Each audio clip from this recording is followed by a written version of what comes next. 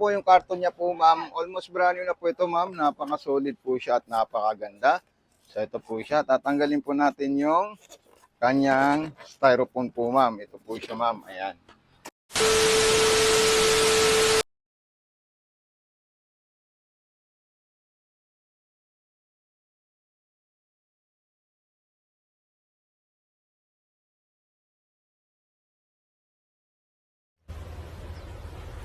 Wait a minute. Ma'am, magandang araw po sa iyo, ma'am, at magandang umaga po sa iyo. So, ito po yung full video tutorial ng ating sewing machine na in-order nyo po sa ating TikTok shop seller. So, ito po yung kasama yung converter, ma'am, para mas matipid po siya sa consumable ng kuryente. At huwag nyo po i-direkta yung wire ng ating sewing machine po, ma'am. Ito, isasaksak po natin dito. Then, may switch po dito sa gilid kung paano nyo po siya i-off at saka i-on. So, ito na po siya, ma'am. Okay, so itatabi ko lang po yung transformer sa gilid po, ma'am. So, ayan po, makikita nyo po siya, ma'am. Okay, so ito po yung mga freebies niya, accessories, needle at bobbing. At meron din po tayong katalog dito, ma'am. Okay? So, unang-una po, tatanggalin po natin ito, ma'am. Ayan. Pag natanggal po natin yan, yung bobbing natin, ang unay natin maglagay ng sinulid po, ma'am. Okay? So, ito po siya, ma'am. I-press nyo lang po yan at angat po siya. Then, ito po yung bobbing natin, ma'am. Once na kailangan po natin ito punduhan, ilalagay natin dito, itutulak natin doon, at ipupush po natin ito, ma'am. So, ayan po siya, ma'am. Okay? So, pwede nyo po lagay sa low speed tsaka high speed. Ayan, low speed, din medium, din high. Okay? So, stop nyo po siya, ma'am.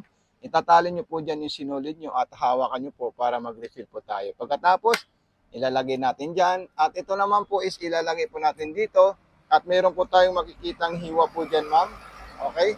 So, ayun po yung hiwa. Then, ilalagay natin papunta sa kaliwa. So, ito po yung sinulid natin. Tatanggalin lang po natin yan. Paano natin siya ilagay? So, ganito po siya, ma'am. Ayan. Okay? So, panoorin nyo to. Balik-balik nyo panoorin po, ma'am, para mag-gets nyo po yung video natin. Okay? So, ayan po siya, ma'am. Then, ilalagay nyo po dito sa hiwa na to. Kailangan po maipit po siya at nakataas po yung pressure foot, then paangat po siya, ma'am. Okay? Tapos yung hook, ayun po yung hook. Pwede nyo po siya taas para makita nyo po. So, gaganito po natin siya, ma'am. Then, ipapasok natin dyan. Okay? So, gaganito po natin. Then, ipapasok natin sa butas ng karayom, ma'am. So, ganyan lang po siya, ma'am. Kadaling gamitin, ma'am. Ibig sabihin po niyan, napakadali po siyang gamitin at friendly use po siya, ma'am. Okay? So, ayan, ipapasok ko na po siya sa butas ng karayom. Okay, so pwede ko rin po ito gamitin yung automatic shooter ng ating sinulid.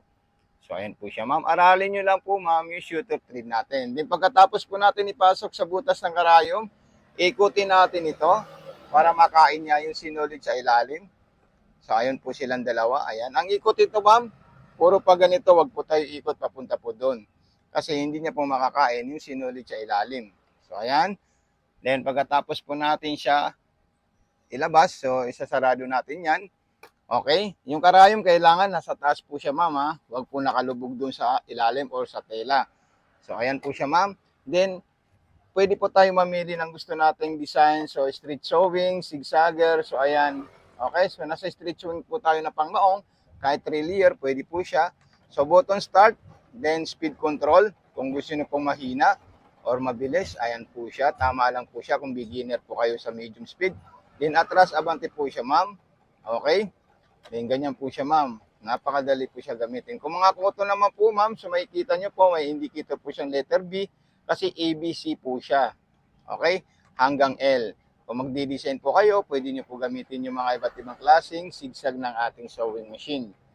Okay? Kung magbo-button hole din po kayo, pwede nyo rin po siya gamitin, ma'am. So, actually po, ma'am, bago po natin ito i-video, meron na po itong video na tinisting ko po siya na all goods, all working po siya, ma'am. So, ayan po siya, ma'am. Okay? Then, kukuha po tayo ng zigzagger natin, ma'am. So, pipili po tayo ng letter D, letter E, letter F. Kasi po, iba-iba po yung telang tatahin natin. Kung pangmaong letter D, ayan po siya, ma'am. Okay? Then, kung letter E, pang cotton, ayan po siya. Then, kung letter F, pang manipis na manipis po siya, ma'am. So, ayan. Okay, lahat po yan gumagana po siya, ma'am. Then, lagyan natin si speed control. Ayan po siya, ma'am. Napaka-solid po siya, ma'am, at napakaganda po itong sewing machine na napili nyo po, ma'am. Okay?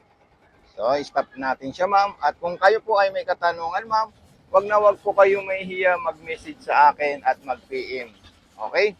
So, ito po siya, ma'am. Ayan. I-upload ko rin po ito sa ating YouTube channel po, ma'am. Okay? So, maraming salamat sa iyo, ma'am. God bless and more power po, ma'am.